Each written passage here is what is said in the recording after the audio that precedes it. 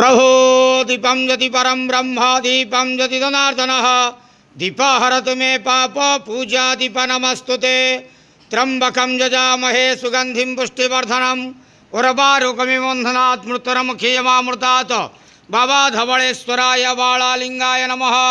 संसार सुखी रखंतु।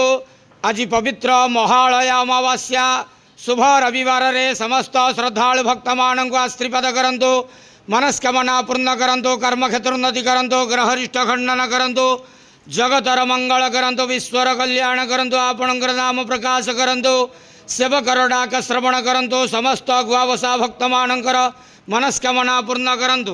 बाबा धवलेश्वराय बालालिंगाय नमो नमः।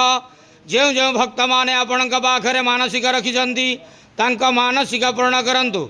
धवलेश्वराय बालालिंगाय नमो नमः। संसार सुखी रखंतु आनंदे गवार हरि बोलो।